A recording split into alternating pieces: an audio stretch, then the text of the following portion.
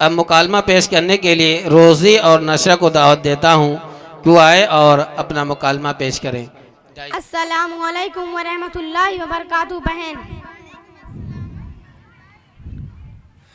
بہن میں تم سے کچھ آپ صلی اللہ علیہ وسلم کے متعلق سوال کرنا چاہتی ہوں، کیا آپ جواب دیں گی؟ کیوں نہیں، آپ صلی اللہ علیہ وسلم کے متعلق سوال ہو اور میں جواب نہ دوں؟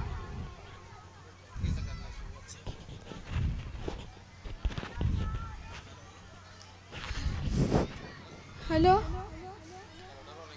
السلام علیکم ورحمۃ اللہ وبرکاتہ۔ بہن وعلیکم السلام ورحمۃ اللہ وبرکاتہ۔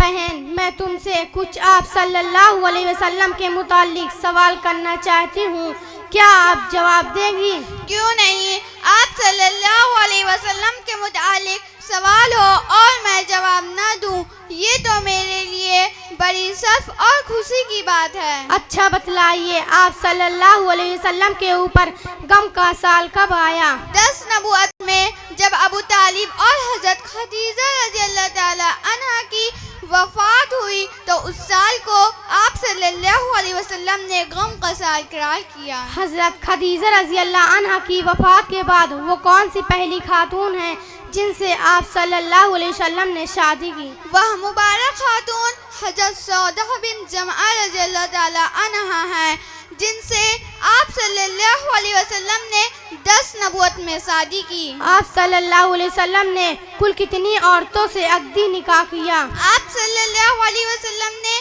کل 11 عورتوں سے عقد نکاح کیا، جن میں سے 9 عورتیں آپ صلی اللہ علیہ وسلم کی رحلت کے وقت باحیات تھیں۔ آپ صلی اللہ علیہ وسلم طائف کب تشریف لے گئے اور یہ کہاں واقع ہے؟ آپ صلی اللہ علیہ وسلم سوال 10 نبوت میں طائف گئے اور یہ مکہ سے تقریباً 7 میل دور مشرق میں واقع ہے۔ کیا آپ صلی اللہ علیہ وسلم طائف اکیلے گئے یا آپ کے ساتھ کوئی اور بھی تھا؟ آپ صلی اللہ علیہ وسلم کے ساتھ آپ کے آزاد کردہ غلام زید بن حارثہ رضی اللہ تعالی عنہ تھے۔ رسول اللہ صلی اللہ علیہ وسلم نے تشریف میں کتنے دن ٹھہرے؟